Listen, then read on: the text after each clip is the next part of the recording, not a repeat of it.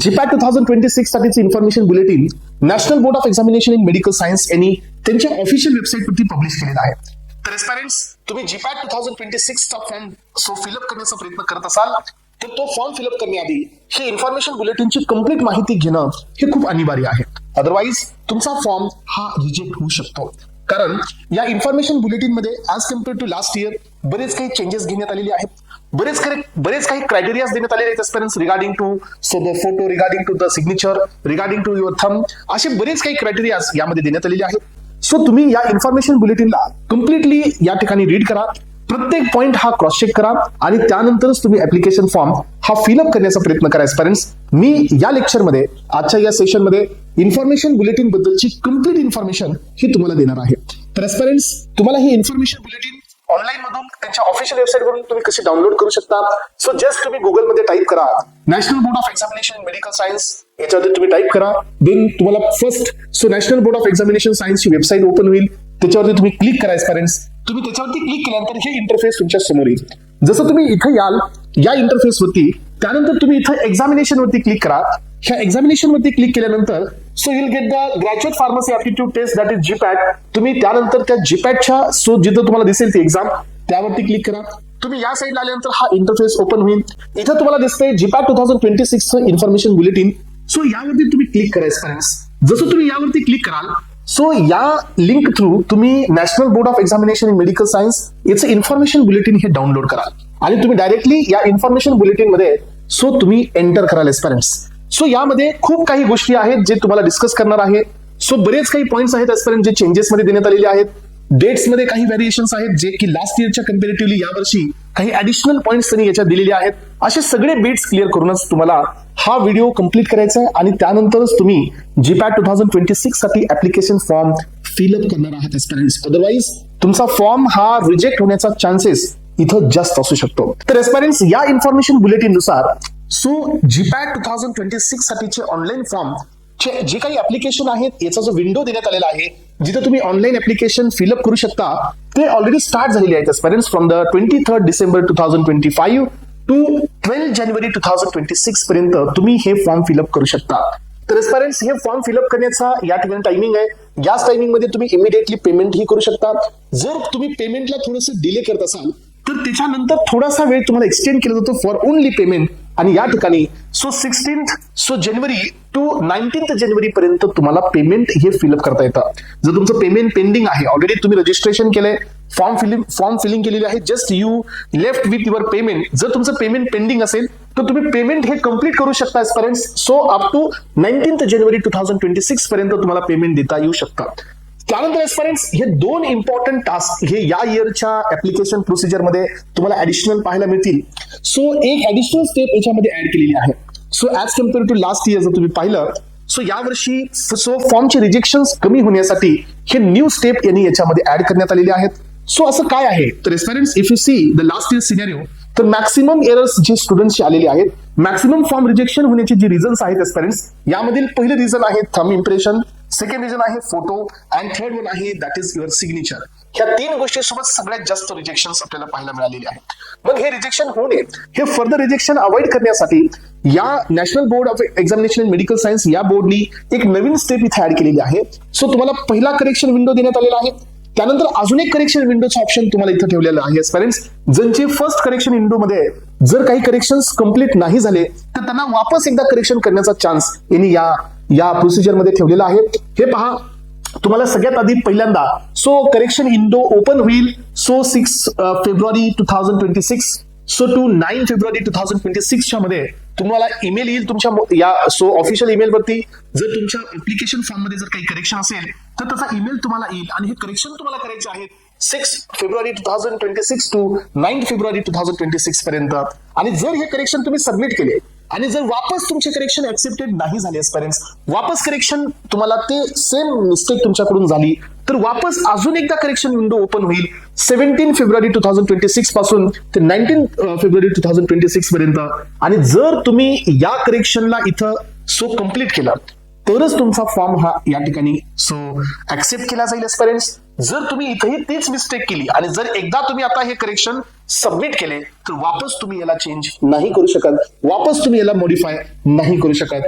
त्यामुळे हा second chance तुम्हाला देण्यात आलेला आहे जिथं तुम्ही करेक्शन कराल आणि हे करेक्शन तुम्हाला अॅक्युरेटच करायचे आहेत. सेकंड टाइम तुम्हाला एक ऑप्शन देण्यात येईल, but once you submit the application, जर तुम्ही एकदा जर इथं हे ऍप्लिकेशन सबमिट केलं तर वापस तुम्हाला ती अपॉर्च्युनिटी मिळणार नाही की तुम्ही त्याच्यामध्ये एडिट कराल किंवा एडिशन कराल. सो यानंतर एस्पिरंट्स तुम्हाला एक्झामिनेशन सिटी ही अलाउड केली जाईल. सो 24 फेब्रुवारी 2026 मध्ये ऍडमिट कार्ड मिळतील तुम्हाला मार्चच्या सेकंड डेटला, म्हणजे 2 मार्च 2026 मध्ये. त्यानंतर एस्पिरंट्स एक्झाम, तर या इयर मध्ये एक्झामचा थोडासा पॅटर्न यांनी चेंज केलेला आहे आतापर्यंत. सो लास्ट प्रिव्हियसली जर तुम्ही कम्पेअर केलं तर एक्झाम ही आफ्टरनून सेशन मध्ये होती, but for this year exam he morning session मध्ये घेण्याचं त्यांनी यांच्या इन्फॉर्मेशन बुलेटिन मध्ये दिलेलं आहे. 7 मार्चला ही एक्झाम कंडक्ट होईल अँड 7 एप्रिल 2026 ला तर एस्पिरंट्स तुमचा रिझल्ट या ठिकाणी डिक्लेअर केला जाईल. ह्या सगळ्या गोष्टीची तुम्हाला माहिती असणं खूप गरजेची आहे. हे तुम्हाला ऑलरेडी काही गोष्टी माहित होत्या एस्पिरंट्स, बट सो आता जे ऍप्लिकेशन फॉर्म साठीच्या जे बेसिक इन्फॉर्मेशन आहेत, सो जसं की फोटो बद्दलची इन्फॉर्मेशन असेल, थंब बद्दलची इन्फॉर्मेशन असेल, सिग्नेचर बद्दलची इन्फॉर्मेशन असेल, सिटी एक्झाम सिटी बद्दलची इन्फॉर्मेशन असेल, त्यानंतर तुमच्या क्वालिफिकेशन क्रायटेरिया बद्दलची इन्फॉर्मेशन असेल, क्वालिफिकेशन मध्ये किती पर्सेंटाईल कोणत्या कॅटेगरीला देण्यात आलेले याच्याबद्दलची इन्फॉर्मेशन असेल, त्यानंतर सो आपल्याकडे जे सब्जेक्टचं वेटेज आहे त्या वेटेज बद्दलची इन्फॉर्मेशन असेल, हे सर्व इन्फॉर्मेशन पुढे आहे. हे जे व्हिडिओ आहे एस्पिरंट्स हा व्हिडिओ कम्प्लिटली पहा आणि या व्हिडिओला कम्प्लीट करूनच तुम्ही नेक्स्ट एक व्हिडिओ तुम्हाला अजून एक रिलीज केला जाईल. त्या व्हिडिओमध्ये सांगितलं जाईल की how to fill the GPAT 2026 application form. So त्या व्हिडिओला तुम्ही फॉलो करत तुम्ही तुमचा ऍप्लिकेशन फॉर्म हा फिलअप करायचा आहे आणि तुमचं फर्दर जर काही रिजेक्शन होणार असेल ते तुम्ही इथंच अवॉइड करायचं एस्पिरंट्स. चला तर अजून पुढे जाऊया या इन्फॉर्मेशन बुलेटिन मध्ये. सो तुमच्याकडे व्हॅलिड आधार प्रूफ हे असणं गरजेचं आहे. तुम्हाला आधार ऑथेंटिकेशन प्रोसेस इथं कंप्लीट करायची आहे ड्युरिंग द रजिस्ट्रेशन. सो जोपर्यंत तुम्ही आधार ऑथेंटिकेशन प्रोसेस करणार नाहीत तुम्ही ऍप्लिकेशन फॉर्म फिलिंगसाठी इलिजिबल होणारच नाहीत एस्पिरंट्स. हे तुम्हाला ऍप्लिकेशन फॉर्म फिलअप करत असताना मी तुम्हाला लाईव्ह मध्ये दाखवेल की ही प्रोसेस कशी कंप्लीट केली जाते. चला तर एस्पिरंट्स नेक्स्ट इम्पॉर्टंट थिंग आहे या GPAT 2026 साठी, ती म्हणजे एक्झामिनेशन फीस.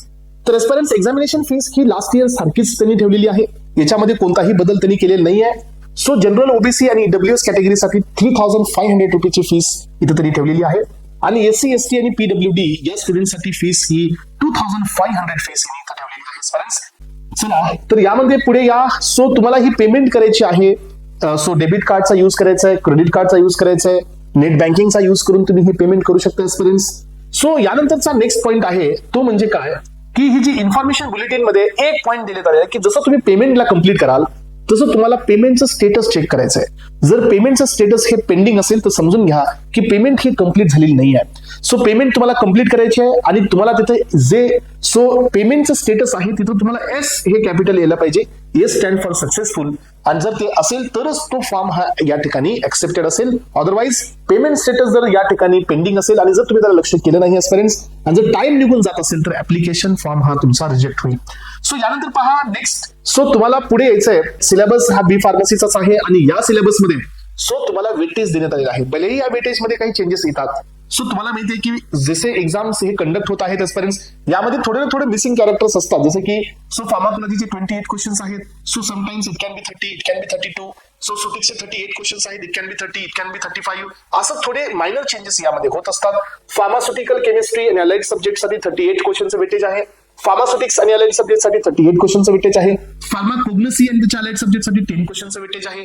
फार्माकोलॉजीसाठी 28 क्वेश्चनचं वेटेज देण्यात आलेलं आहे आणि अदर मायनर सब्जेक्ट्स जे आहेत त्यांच्यासाठी पण 11 क्वेश्चनचं वेटेज इथं देण्यात आलेलं आहे. असे टोटल 125 क्वेश्चन्स आहेत. 500 मार्क्सची ही एक्झाम होईल. सो 1/4 ही निगेटिव्ह सिस्टम असेल aspirants. Every correct question will get 4 marks. Every incorrect जर तुमचा क्वेश्चन होत असेल प्रत्येक चुकीच्या क्वेश्चनचं 1 मार्क तुमचा डिडक्ट करेल, जे की तुम्हाला इथे मार्क टोटल मिळालेले आहेत. आणि जे तुम्ही अनअटेम्प्टेड असतील तर तिथं तुम्हाला कुठल्याही प्रकारची निगेटिव्ह सिस्टम ही लागणार नाही. तर एस्पिरंट्स अजून एक इम्पॉर्टंट चेंज काय जो लास्ट इयर पासून आपण पाहतोय की GPATची जी एक्झाम आहे यामध्ये तुम्हाला कम्प्लिटली 5 सेक्शन्स पाहायला मिळणार आहेत. 5 सेक्शन्स आहेत. या प्रत्येक सेक्शन मध्ये 25 क्वेश्चन्स आहेत. सो हे सर्वच्या सर्व सेक्शन्स टाइम बाउंड आहेत aspirants. Every section will carry 25 questions and 36 minute for each. प्रत्येक सेक्शनसाठी 36 मिनिट आहेत. Once you complete with 36 minute, then auto submit होईल फर्स्ट सेक्शन आणि ओपन होईल second section. Once you open the second section, then you cannot re-enter into the first section. याचा अर्थ हे time bound section आहेत. हे changes last इयरचेच आहेत. यावर्षी यामध्ये काही बदलाव करण्यात आलेला नाही आहे. सो 25 चे असे 5 सेक्शन्स असतील, 36 चे असे 5 सेक्शन्स असतील, 180 मिनिट्स अँड 125 क्वेश्चन्स. इथं तुम्हाला पूर्ण सो कॅल्क्युलेशन मिळून जाईल एस्पिरंट्स. यानंतर पहा पुढे. सो आपण या ठिकाणी जे सगळ्यात मोठा बदल पाहतोय तो आहे एक्झामिनेशन टाइम. हा तर aspirants, so as compare to last year examination time हा चेंज करण्यात आलेला आहे. एक्झामिनेशन ही मॉर्निंग सेशन मध्ये असणार आहे आणि सिंगल सेशन मध्ये असणार आहे एस्पिरंट्स. याच्या आधी बऱ्याच वेळेला एक्झाम ही 2 सेशन मध्ये, एक्झाम ही 4 सेशन मध्ये पण झालेली आहे जीपॅटची. बट या लास्ट 2 इयर्स पासून एक्झाम ही सिंगल सेशन मध्ये कंडक्ट होते. पण जनरली लास्ट इयर ही एक्झाम कंडक्ट झाली होती फ्रॉम 2 to 5. बट या इयर मध्ये ही एक्झाम असणार आहे so morning 9 AM to 12. So या टायमिंग मध्ये ही एक्झाम या ठिकाणी कंडक्ट होणार आहे. सो हे पहा फ्रेंड्स, तुम्हाला या ठिकाणी रिपोर्टिंग टाइम आहे मॉर्निंग 7 AM. देन तुम्ही या ठिकाणी एंट्री जी असेल तुमची एक्झामिनेशन हॉलमध्ये हे क्लोज होईल एस्पिरंट्स 8:30 च्या नंतर तुम्हाला मध्ये एंट्री दिली जाणार नाही. सो देन सेकंड, सो तुम्हाला लॉग इन करायचे एक्झामिनेशन तुमच्या पीसी वरती 8:45 ला. देन तुम्हाला या ठिकाणी कॅन्डिडेटला रीड करायची इन्स्ट्रक्शन 8:50 ला आणि त्यानंतर एक्झाम ही स्टार्ट होईल शार्प 9 AM to 12 PM पर्यंत ही एक्झाम तुम्ही देणार आहात. हे आहेत नवीन बदलाव, हे आहेत नवीन चेंजेस जे तुम्हाला लक्षात ठेवायचे आहेत एस्पिरंट्स. जिथं तुमचं सेंटर येईल तुम्हाला 1 दिवस आधीच तिथं तुम्हाला त्या सेंटरच्या नियर तुम्हाला पोहोचावं लागेल, जेणेकरून तुम्ही मॉर्निंगचा टाइम हा या ठिकाणी व्यवस्थित ऍडजस्ट कराल. सो ही प्रोसिजर आहे. तुम्ही ऑनलाईन फॉर्म ऍप्लिकेशन करत असाल तर ही प्रोसिजर तुम्हाला फॉलो करावं लागेल एस्पिरंट्स. बट जर तुम्हाला हे माहिती नाही तर थोडंसं वेट करा. नेक्स्ट जो लेक्चर मी या ठिकाणी घेणार आहे हे ऍप्लिकेशन फॉर्म फिलिंग वरतीच असणार आहे, ज्याच्यामध्ये स्टेप बाय स्टेप मी तुम्हाला सांगेल की ऍप्लिकेशन फॉर्म हा कसा फिलअप केला जातो याबद्दलची माहिती तुम्हाला दिली जाईल एस्पिरंट्स. ओके, चला तर एस्पिरंट्स पुढे येतोय नेक्स्ट पॉइंट कडे. त्यानंतर पहा, जे तुमच्याकडे ऍडमिट कार्ड असेल एस्पिरंट्स, हा तुम्हाला एक पॉइंट खूप क्लिअरली सांगायचा आहे. So as compare to last year इथं चेंजेस देण्यात आलेले आहेत. ते म्हणजे की तुमचं ऍडमिट कार्ड हे तुम्हाला कलर प्रिंट मध्ये घ्यायचं आहे. Admit card and your valid proof हे 2 गोष्टी तुम्हाला कलर प्रिंट ठेवायच्या. So aspirants, what happen maximum time असं होतं की तुम्ही तुमचं आयडेंटिफिकेशन प्रूफ म्हणून आधार कार्ड ठेवता. बट तुमच्याकडे जे आधार कार्ड असतं त्याच्यावरतीचा फोटो जो असतो तो खूप ओल्ड असतो. सो त्यामुळे काय होतं की at the time of entry ते तिथे जे सिक्युरिटी गार्ड असतात किंवा जे तिथं चेकिंग करणारे असतात हे तुम्हाला अलाउड नाही करत, कारण तुमचा फेस आणि आधार कार्ड वरतीचा जो फोटो असतो हा मिसमॅच असतो. If you are carrying Aadhaar card as your identity proof, then do one thing aspirants की त्याच्यावरती जो फोटो आहे तो फोटो तुम्ही अपडेट करून घ्या, तरच तुम्हाला तिथे एंट्री मिळेल. अदरवाईज तुम्हाला एंट्री मिळणार नाही. They have all the rights की तुमची एंट्री ते रिजेक्ट करू शकतात.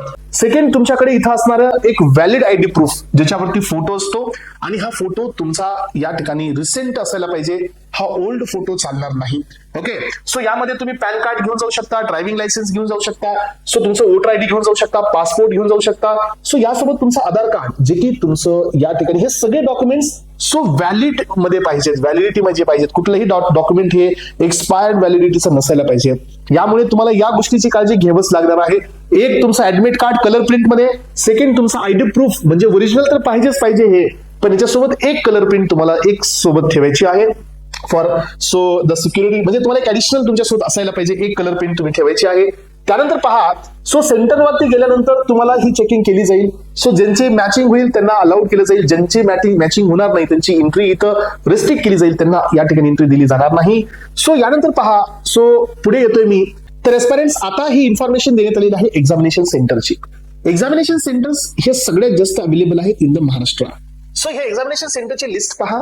तुम्हाला वेगवेगळ्या स्टेटनुसार लिस्ट देण्यात आलेली आहे.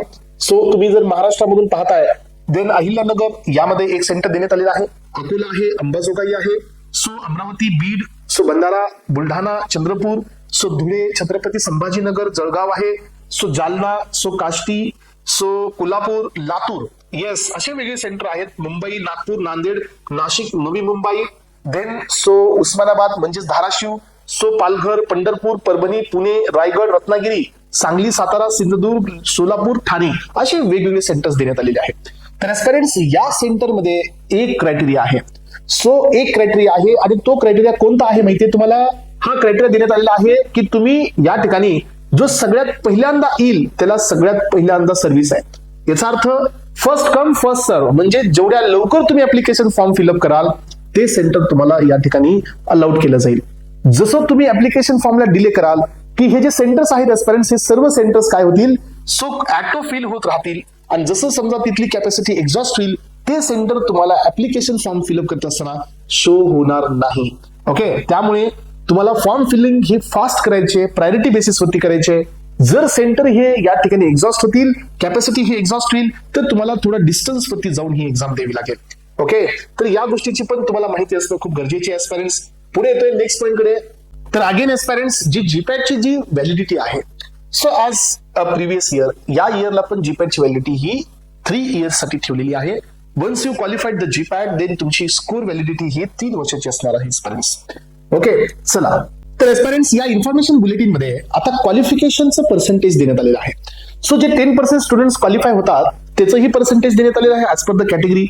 पण एस्पायरंट एक जनरल कॅटेगरी स्टुडंटला किंवा ईडब्ल्यूएस कॅटेगरी स्टुडंटला सो आउट ऑफ 100% सो किती पर्सेंटाईल कमीत कमी मार्क्स घ्यावे लागतील क्वालिफाय होण्यासाठी, तर 50% मार्क्स लागतील. सो जनरल आणि ईडब्ल्यूएस कॅटेगरी स्टुडंटसाठी to get qualify. OBC SC ST साठी 45% लागेल एस्पायरंट टू गेट क्वालिफाय. आणि पीडब्ल्यूडी स्टुडंटसाठी लागेल aspirants so 45% to get qualify. तर हे क्वालिफिकेशन क्रायटेरिया या इयरमध्ये इन्फॉर्मेशन बुलेटिन मध्येच क्लिअर करून दिलेलं आहे, जेणेकरून कुठल्याही प्रकारचं फर्दर कन्फ्युजन राहणार नाही. त्यानंतर एस्पायरंट्स यांनी काय केले पहा अजून, की कॅटेगरीनुसार पण या ठिकाणी सो जे पर्सेंटेज आहे जे 10%, सो तिथं आपण काय केलं, क्वालिफाय साठीचं मिनिमम पर्सेंटेज सांगितलं. इथं काय दिलेलं आहे की जे स्टुडंट्स अपियर होतात एस्पायरंट्स त्याच्या टोटल अपियर मध्ये 10% स्टुडंट्स हे क्वालिफाय होतात. मग या 10% मध्ये कॅटेगरीचं किती या ठिकाणी सो वेटेज आहे ते इथं देण्यात आलेलं आहे. सो जनरल कॅटेगरी आहे general plus PWD SC ST, so then OBC then EWS यांच्या कॅटेगरीनुसार हे पर्सेंटेज दिलेलं आहे, जे टोटल हे सगळं मिळून तुम्हाला 10% स्टुडंट हे क्वालिफाय होताना पाहायला मिळतात. चला, तर एस्पायरंट्स हे पण तुम्हाला या इयरमध्ये या इन्फॉर्मेशन बुलेटिन मध्ये एक्स्ट्रा एक ऍडिशनल पॉईंट तुम्हाला पाहायला मिळत आहे. चला, तर एस्पायरंट्स सगळ्यात महत्वाचं आहे आता सो डॉक्युमेंटेशन अपलोड करत असताना त्याची दिलेली क्रायटेरियाज आणि याबद्दलची सर्व इन्फॉर्मेशन या व्हिडिओमध्ये मी तुम्हाला देत आहे. तर एस्पायरंट्स हे लक्षात घ्या, जर तुम्ही इथं इमेज अपलोड करत असाल तर त्याच्यासाठीचे जे इन्स्ट्रक्शन्स आहेत हे इन्स्ट्रक्शन्स तुम्हाला क्लिअर करायचे आहेत. हे पहा, इन्स्ट्रक्शन मध्ये तुम्हाला देण्यात आलेलं आहे की ही जी विड्थ आहे फोटोची ही 35 mm असायलाच पाहिजे. देन सो फोटोची जी हाईट आहे एस्पायरंट्स ते 45 mm असायला पाहिजे. आणि जो फोटो आहे या फोटोमध्ये सो 70 to 80% फोटोग्राफ हा तुमच्या सो हेडनी म्हणजे तुमच्या फेसनी ऑक्युपाय केलेला पाहिजे. हे याचे बेसिक क्रायटेरिया आहेत एस्पायरंट्स. यानंतर पहा, सो तुम्हाला या ठिकाणी 2 फोटोग्राफ तुम्हाला अपलोड करायचे आहेत. एक असेल तुमचा लाईव्ह मध्ये, सो वेबकॅम थ्रू एक फोटोग्राफ तुम्हाला घ्यायचा आहे आणि एक फोटोग्राफ तुम्हाला सो तुमच्या ऑलरेडी जे लॅपटॉप मध्ये तुम्ही सेव्ह केलेला असेल तो फोटोग्राफ तुम्हाला सेकंडली अपलोड करायचा आहे. सो व्हाईट बॅकग्राऊंड मध्ये फोटोग्राफ असणं हे खूप गरजेचं आहे एस्पायरंट्स टू अवॉइड द डिस्ट्रॅक्शन जे की बॅकग्राऊंड मुळे येत असतात. यानंतर पहा, सो पुढे येतोय नेक्स्ट, या फोटोग्राफची अजून एक खासियत काय आहे की या फोटोग्राफ मध्ये दुसरा कुठलाही ऑब्जेक्ट असायला नाही पाहिजे. नेक्स्ट थिंग की फोटोग्राफ हा विदिन 3 months असायला पाहिजे एस्पायरंट्स. सो ब्राईट लाईट असायला पाहिजे aspirants with the high resolution. So तिथं तुम्ही हे फोटोग्राफ घ्या. सो 5 मेगापिक्सल पेक्षा जास्त रिझोल्युशन ऍटलिस्ट असायला पाहिजे. व्हाईट बॅकग्राऊंड असायला पाहिजे. कॅप गॉगल्स असेल किंवा बाकीचे जे काही तुमच्याकडे सो दुसऱ्या काही गोष्टी असतात सो तर तुम्हाला ते यूज नाही करायचे वाईल टेकिंग फोटोग्राफ. चला, त्यानंतर पहा नेक्स्ट टून आहे, याची ही प्रोसेस इथं देण्यात आलेली आहे. सो याची जी साईज असेल एस्पायरंट्स लेस दॅन 80 KB. हा 80 KB च्या बिलो ही साईज पाहिजे. फोटो हे तुम्हाला जीपीजी किंवा जीपीईजी मध्ये तुम्हाला अपलोड करायचं. या फॉर्मॅट मध्ये फोटो तुम्ही ऍड करा.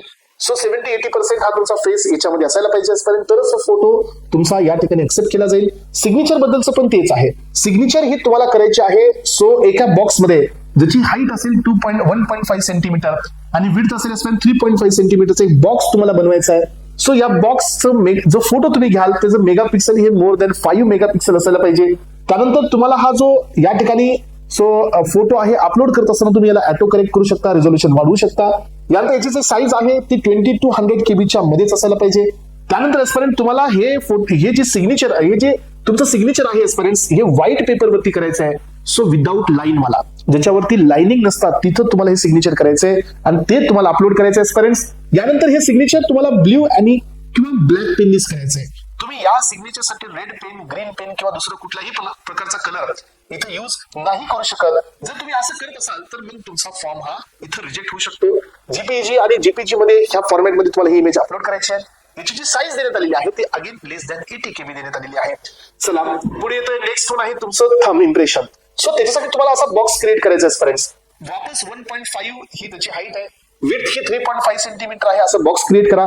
त्यानंतर तुम्ही ब्ल्यू किंवा ब्लॅक कलरच्याच इंकनी तुम्ही तिथं थंबला या ठिकाणी इम्प्रेस करा आणि त्यानंतर तुम्ही हे या ठिकाणी अपलोड करा. सो या ठिकाणी gently press your left thumb आणि हे लेफ्ट थंब तुम्ही तिथं द्यायचंय.